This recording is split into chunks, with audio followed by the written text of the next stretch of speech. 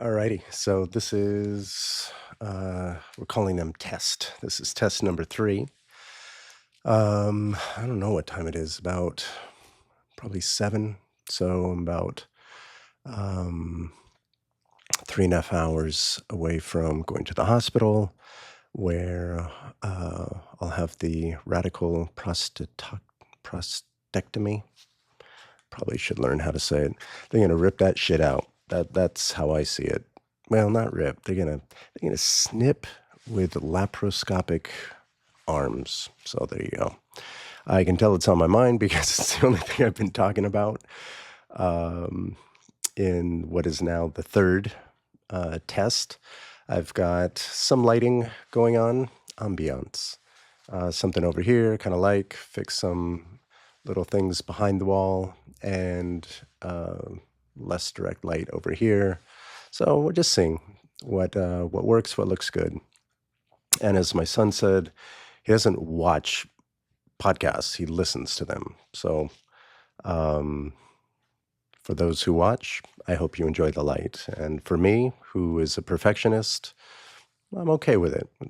This light's a little glaring, it's a little annoying, but that's fine. What I love most is when I've played back just a couple minutes of my previous two tests, this microphone, it's plug and play.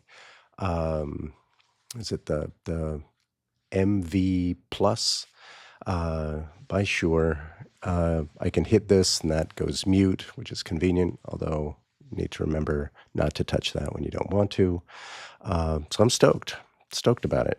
I was stoked about last night's,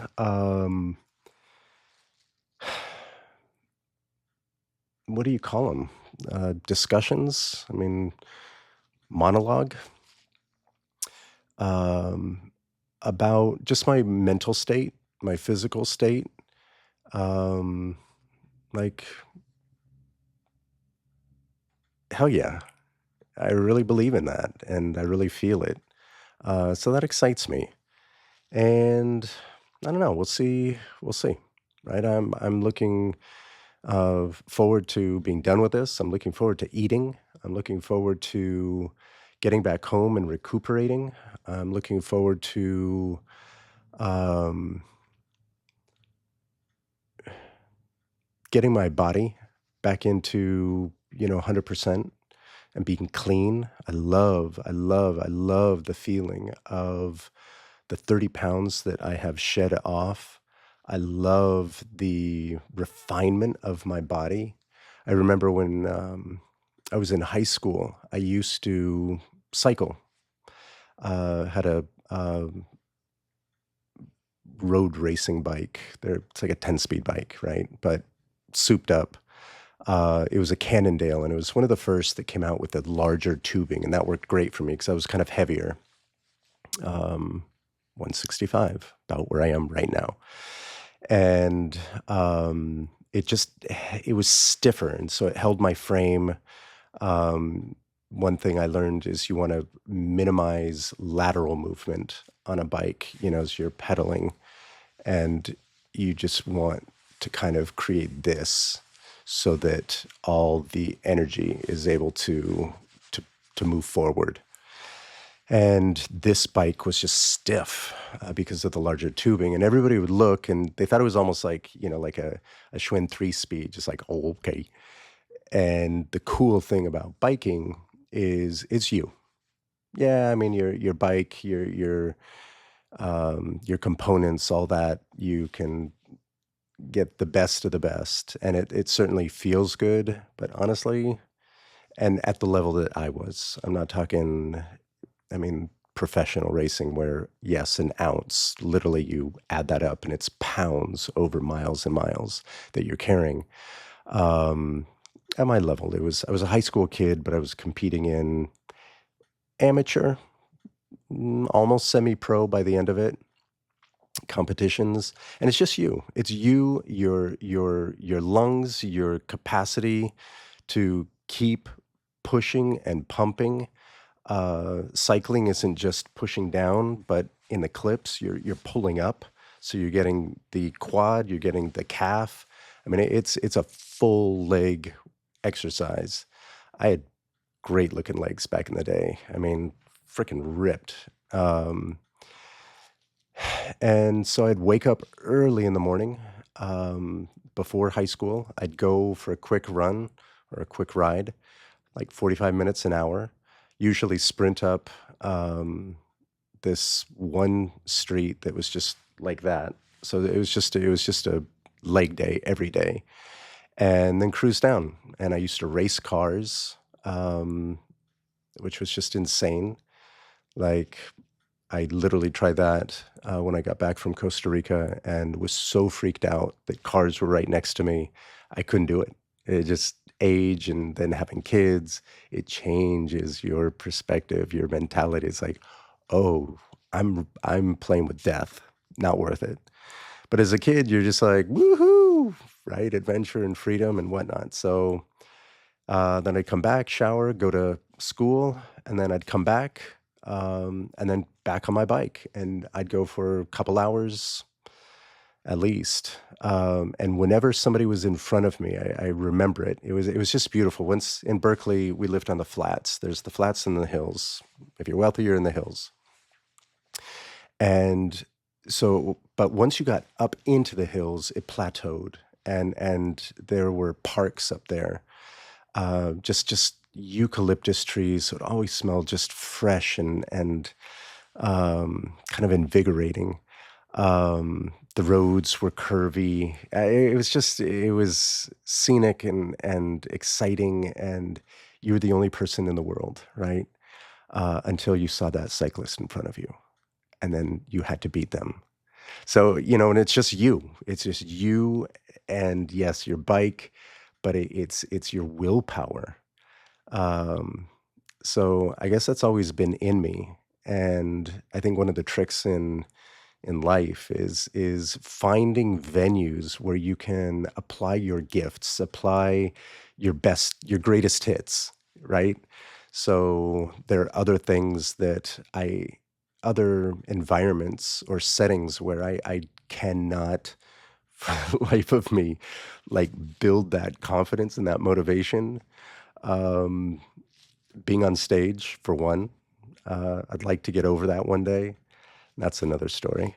Um, but find your greatest hits, you know, the one, two, three things that you're just really freaking good at it. It's innate in you.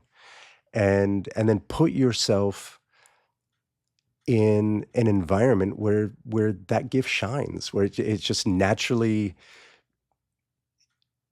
something you would reach for and use.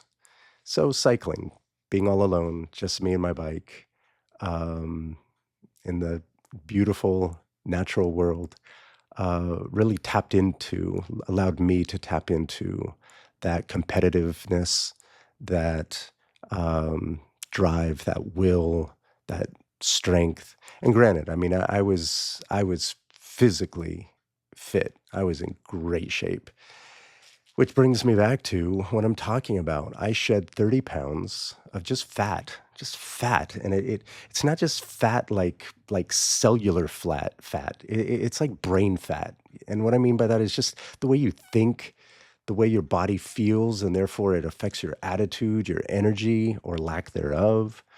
Um, you know, start watching what you're eating, I guess.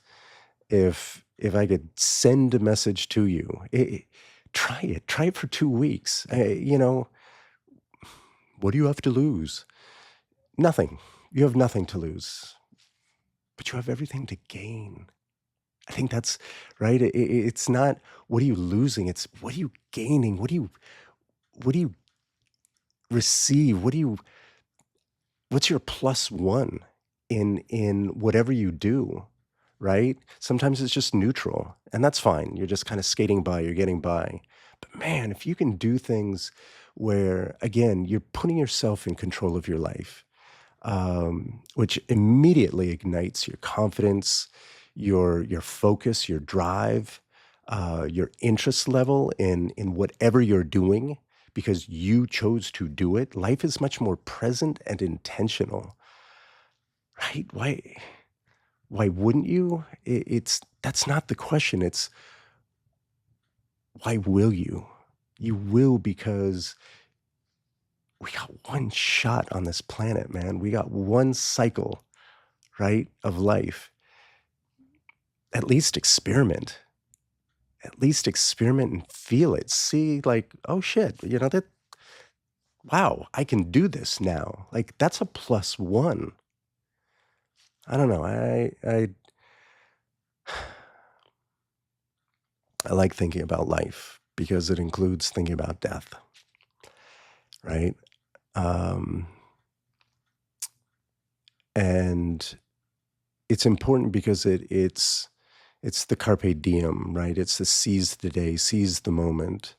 Kind of got ruined with YOLO for a moment, but that song faded. But the idea was there. You only live once, so don't be crazy, don't be stupid, but expand beyond your comfort zone, right? Look for the golden nuggets in your day. Look for those special elements that are all around us. I think appreciation, I think gratitude is part of it. That really grounds us. But then go to your greatest hits. What's special about you? What's your gift? And tap into those by putting yourself in the environments where you can thrive, not just survive. So this is me shutting down the podcast, which we still need a name for today. It's Friday, December 20th, and in a few hours, I'm off to not be in my element for sure, but to apply my strength, physical and mental.